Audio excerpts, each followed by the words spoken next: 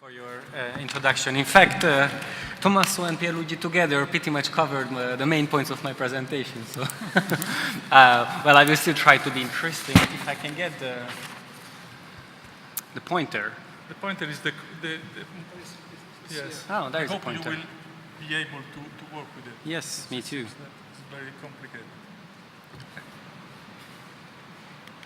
Yes, it's working. That's good news. So, my background is in looking at corruption as well as cartels and cartel screens. And as Pierluigi mentioned, I work a lot with various public procurement data sets. What I'm going to talk about mainly today is the work we have been doing at the University of Cambridge under the heading of DigiVis project, which is an EU-funded project. We are really grateful for the European Commission for being able to look at 34 European countries and the European Commission's public procurement data, collect data on legislation as well as micro-level contracts and tenders, and pretty much republish all these data. So I'm going to give you a bit of insight into that and then move on to cartel screens. But if you're interested, I brought some flyers and just ask me about public procurement data we are collecting in the EU and beyond. So I pretty much have two main points, and the first one is, I think, what has already mentioned by Pierluigi and Tommaso, is that, well, we have data. It's, some even call it big data, which sounds really fancy, but, what really is in these data sets, how you can use them, what their weakness is, that's actually a big question mark, and we did do a very detailed assessment, and I will give you a bit of overview. On the one hand, for understanding what is doable now, on the other hand, to drive change, because a lot of these things can be fixed relatively easily if a government decides to look at and fix these problems.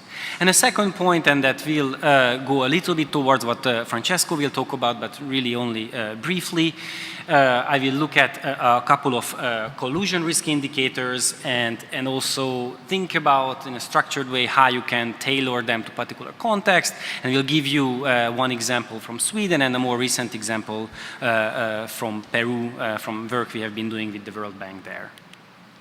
So big data in public procurement, and deliberately there is a question mark there. It is a fancy topic, and some of you might think, well, talking about data is worth your time.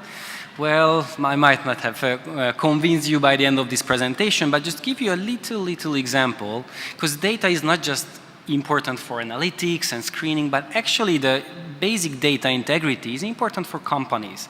And one really simple example which struck me some years ago is the quality of CPV codes. For those of you who don't know, it's common procurement vocabulary. It's standard classification of items which are procured, right? Sounds something boring, not particularly important maybe for analysts. But actually, companies search for procurement opportunities using the CPV codes. So when you ask them what's the problem with TED, for example, the EU's database, they will say CPVs are imprecise. They would just say construction, 45 and a lot of zeros after instead of the 9 characters, Data, boring, technical issue, but actually, if you don't know there is a procurement opportunity because the CPV is imprecise or missing, you don't know about it, you cannot bid. So such a simple thing can actually present an entry to barrier to entry. So basic things of data, even after you got the legislation right, the institutions right, they can effectively derail all what you try to do. So I think details are very important in this domain. So the first aspect of data I want to talk about, and that's where the question mark starts, is reporting thresholds and data scope. So reporting thresholds are monetary thresholds above which publication of tenders is mandatory. And what you see is a huge variation with some of our beloved good governance achievers like Switzerland, Germany, Netherlands, well-governed countries, which have very high thresholds. And below those thresholds, what happens, we don't really know, right? And then there are some other countries like Portugal or Georgia or Serbia, which usually associate with corruption and collusion and all the bad things. Well, they actually are a lot more transparent than our beloved developed Western European countries. So, you see pretty much an opposite ranking that what you would imagine. And these things matter a lot, because if publication is not mandatory, then how do companies know about these opportunities? Maybe it's in local newspaper, maybe from word of mouth, but market transparency and transaction costs do suffer in this respect. Then issue we discussed before is the monitoring the full tender cycle. So really not thinking that procurement ends when the contract is awarded, by looking at what's happening with the awarded contract, with the contract implementation. If you see the darker shaded green countries like Norway, Estonia, or Italy, these are the countries where there is some data on contract implementation. Italy is by far not complete, but at least there is some signs of data on contract implementation. The rest of Europe, so overwhelming majority, we don't know what's going on, right? And the shocking thing is that if you look at actually cost overruns, and I think there was a shocking example from the World Bank, plenty of similar examples from other European countries, when you look at cost overruns, there are some amazing cases. So it's really, really worth looking at what's happening after contract award. The next aspect, which is very important for collusion, knowing who are the parties to a contract, organizational IDs. And this is no simple story, right? Because companies change names, change address, they have all sorts of abbreviations, IBM, international business machines, right? All sorts of different ways of calling the same company. So without unique tax IDs or some sort of unique identifiers, we cannot know who has bid over and over again over time, because they might use different names or the administrator might record them in different ways. So again, a very technical small thing, but without these IDs, actually it's really hard to do any sort of meaningful analysis in support of collusion screening, because we just don't know who these companies are really. And then you can see that the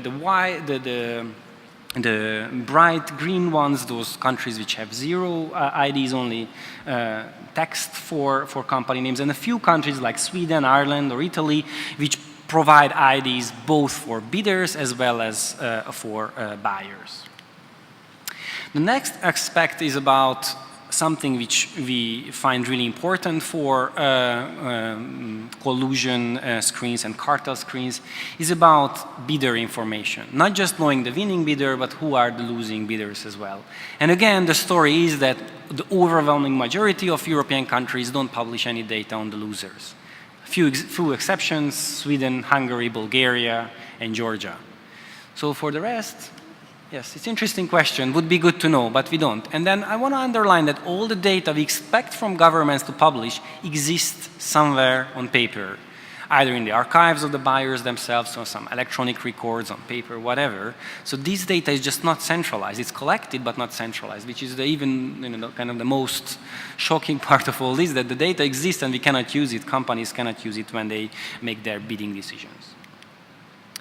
Now, there is a long list of indicators we think with my colleagues in the DigiViz project, which are useful for cartel and collusion indicators. And I didn't put this up for you to go over the list right now and discuss each one of them. I just want to say that for a long time, procurement reform was driven by lawyers and people, experts who saw a few cases, who thought, oh, this is important, that is important. But nowhere, if you look at procurement law reforms, nowhere ever was there a case, okay, we want to monitor this, because this we think is a problem. So let's change the law so that we can have a screen on that particular problem. And this is exactly what we should start thinking when we redesign our procurement laws. Okay, we think collusion is a problem in Polish procurement. Okay, what are those 5, 6 data points which we know from the literature are very, very useful for catching colluding companies? When we update our Polish procurement law, please include this, this, and this. So this is the kind of discussion between data analytics, procurement system, and legislation we would like to see. And this is one of the reasons why we monitor procurement systems on the variable level, so that we can have an informed reform rather than just some kind of intuition driving reforms. And finally, I want to come to data quality, which again leads to an opposite ranking than what you would expect. What we depicted here is very simple percentages of missing information among mandatory fields. So mandatory fields would be contract value, name of the winning bidder, submission deadlines, very, very basic things. And then what you see, top of the ranking is Sweden, which the bar is almost at 30%. The 30% would mean that on average, 1/3 of the mandatory fields are always empty, right? It's just not there, United Kingdom, which is somewhat lower in the ranking, 47% of the contract award announcements have no contract value.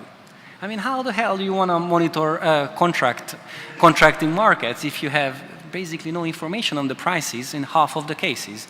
Italian ANAC anti-corruption agency, you could tell you about, about 80% of the winning company IDs are missing. I mean, good for you. You can dream about big data, but if you don't fill in these forms, and it's really about enforcement at the last municipality, at the small hospital purchasing this or that, this kind of data quality at the very end of the chain, that is absolutely crucial. You can have beautiful laws, beautiful IT systems, but if people don't fill this information in a truthful and meaningful way, then big data is only a dream for most of us. And then I also want to highlight that on the very bottom of this ranking, so the best performers are Slovakia, Romania, Hungary, Czech Republic. So those countries where almost all information which should be published is actually there. Right? So those countries which we think are corrupt and a lot of collusion and all that, they actually do their homework. I'm not saying that this information is truthful, right? It's only missing information. And the second thing is, of course, they fill in something, and then it's not really what at the end of the day is legally binding in the contracts. And then finally, and I think we have discussed this over lunch, is that, okay, let's assume that we have beautiful data somewhere, right? But how do you access it, right? What you don't want to have is having to fill in a form every time you need the data, waiting for half a year for some bureaucrat getting back to you after 10 signatures and giving you some data which is not really what you expected half a year before that, right? What you want is data readily available on a daily basis, right? This data is being generated, updated every day. Like a new contract is awarded, it appears on these websites.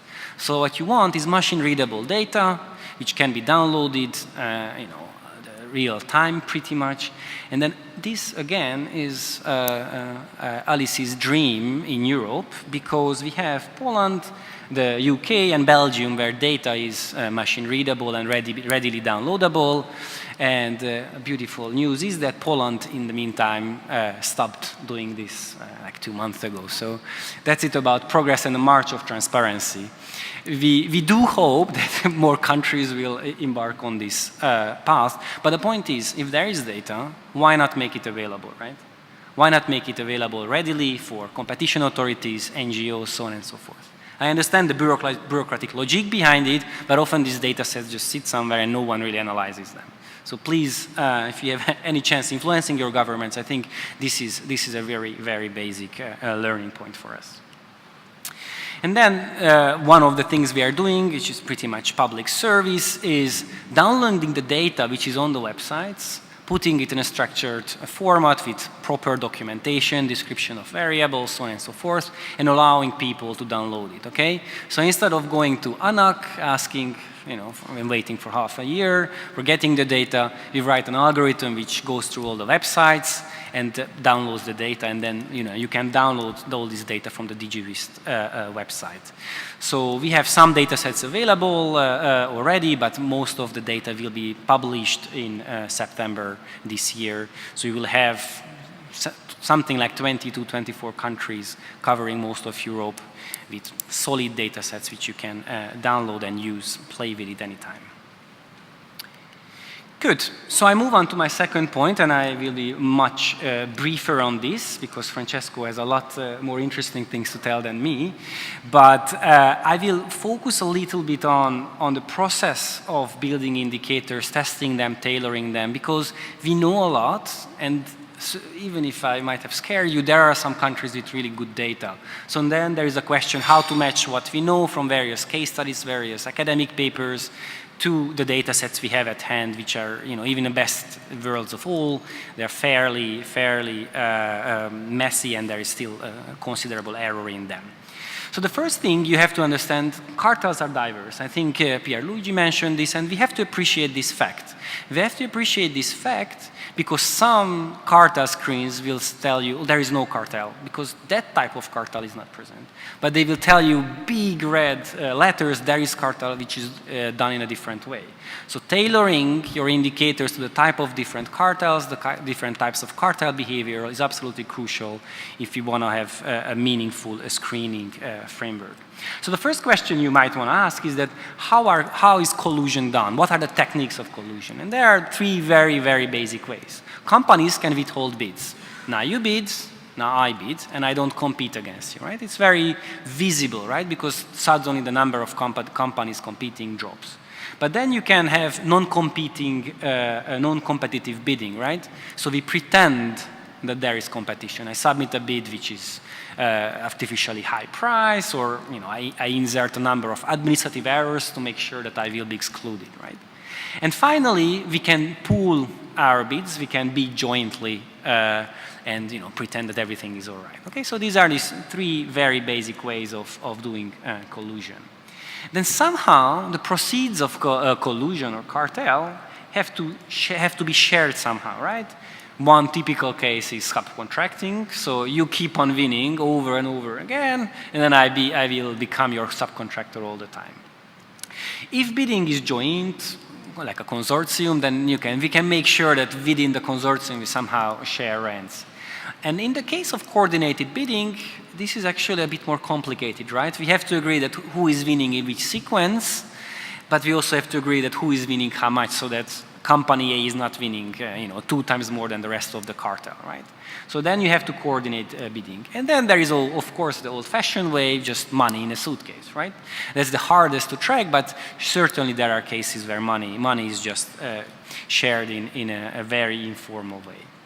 And finally, what results of these two major dimensions of cartels is a different market structure. It can be a concentrated market structure. If companies withhold bids, then one company who is bidding, his market share will go up drastically. But then it can be a false competitive market structure, something which looks like competitive, but it's not really, right? So companies keep their market shares, but maybe those shares are not fluctuating like on truly competitive markets. They fluctuate. Maybe they just artificially cemented for years to come. So if you put these three dimensions together, you have all sorts of types of cartels. The red cells, basically those which are theoretically not possible, and the rest is where some sort of combinations of forms of rent sharing, collusion techniques, and resulting market structure come together. And the good news is, which I can confirm, and Francesco and István can confirm, for most of these combinations of elementary collusion techniques, forms of rent sharing, and resulting market structure. So most of these types of collusive schemes, we have a number of screens, right? So you can be certain that 2, 3, 4 different screens can be targeted at the same type of collusion, right? And this is very important, and we'll talk about that later. Triangulating your finding with multiple indicators, that's absolutely crucial, because there is usually so much noise in these data sets that no single indicator is reliable enough for you. Okay, so then going back to Pierluigi's point on how do we tailor indicators to a particular context. If you want to use an example from the US, how can you tailor that to be useful in Italy? The first one is competition economists would know it a lot better than me. You have to define markets, right? In a particular case, when you have a lot of time, define a single market, or for a good economics paper, that's something you can spend a lot of time on. But if you want to define all the markets for Italy for the last 5 years, you have to come up with kind of algorithmic solution, which is far from straightforward, and you will have a number of alternatives which look equally good, right? So it's not a straightforward exercise. Then you calculate all your indicators you can, like really just feasibility based, whatever you can do. And then the difficult thing is, okay, you have this indicator, but what is bad and what is good? Somehow you have to establish a benchmark, and this is no easy business. I mean, if you think, I think there is a paper on Japanese construction when most of the industry is cartelized actually. So if the norm is cartel, or even norm is cartel combined with collusion, which is the construction in Brazil, then what is your benchmark? How do you parameterize your indicators? How do you define that is higher risk and lower risk, or that's beyond an acceptable threshold of risk? Right? It's far from straightforward. Maybe you can run a couple of validity tests. One thing which I will show later, you can look at prices, unit prices, or winning rebates, and look at, okay, if these screens are really for cartel, then some sort of other things, some incompetence, then they should increase prices compared to the rest of the market, right? So that can work. And finally, you have to combine these in an intelligent way, right? So triangulation is absolutely crucial, as I mentioned before, kind of combining different indicators pointing at the same type of cartel. I will give you some examples of how market can be defined, and basically one which I think I presented before. This is a Swedish case, something like 11,000 bidding companies. This is a co-bidding network. So each dot would represent a company, and each relationship, each tie would represent a co-bidding relationship. So companies competed against each other. So if you assume that companies are not withholding their bids, but coordinating, so they're still on the market, you can really simply just say, okay, a market is where companies compete against each other. I don't need to know the particular product description. I don't need to know the contract value region. It doesn't matter. What matters is these companies compete against each other. There are a lot of clustering in network terms. So that will be your market definition. But again, Giancarlo will remind me, quite rightly, that if companies withhold their bids, then their co-bidding network will not inform us about market. So that's one approach with its weakness, definitely. Then I will just share some indicators we developed for the Swedish Competition Authority. Francesco will have a lot more detailed discussion of these, so I'm not going to talk in detail. Just give you one example, which is exploiting bidding patterns. So looking at who is bidding against whom, and if there are suspicious patterns in the network of companies bidding against each other. So that is in the bidding patterns, number 11, network analysis of this table. I think I lost this in the meantime. Can you please move on? I don't know what happened. Okay. Well, actually, I can stand up and continue from there. It's easier.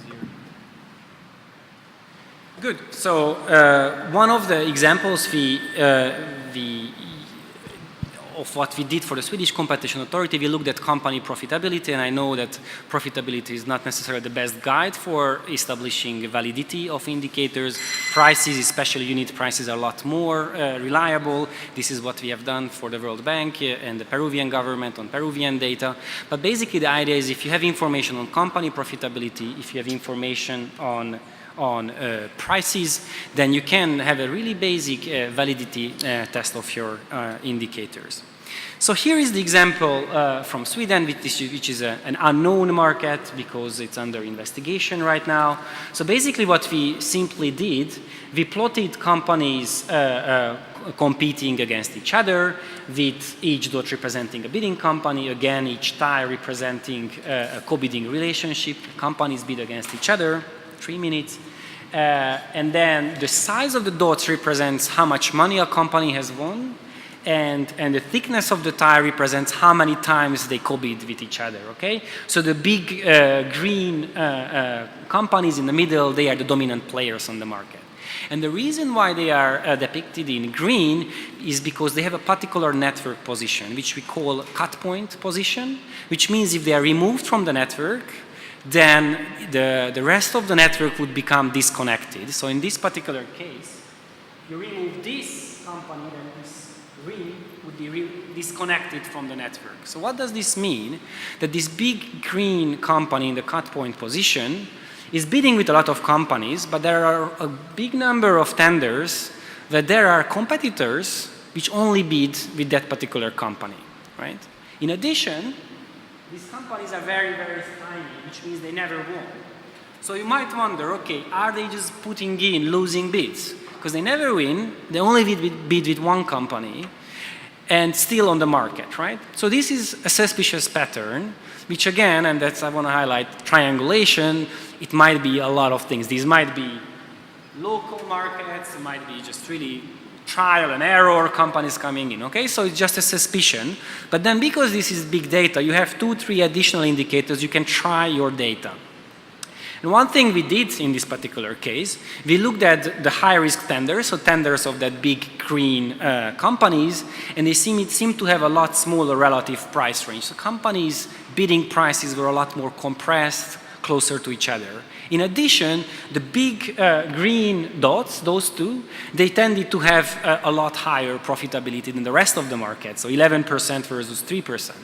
So if we would pull together 3 different sets of data, none of them is conclusive, but together they help you to say, okay, there is something suspicious going on here. And then, as I said, these companies are under investigation, so you know how these cartel screens can play in a traditional setting is that they point you at the problems, but then traditional ways of collecting evidence and proving a case is valid as ever. And finally, I just wanted to give you an easier and simpler example from Peru, which you might tell you that bringing in network analysis and many different indicators, it might be an overkill, you might think it's going too far, you can do something much more simple. So what we did here, we looked at a single market with a range of regional submarkets, and this market is professional engineering services, and these are the different major regions of Peru with Lima on the top. Now what the bars represent is the relationship between the number of bidders and relative price, or you could call it a winning rebate. So basically in Peru, what this bar means, one additional bidder is associated with a 3% price reduction.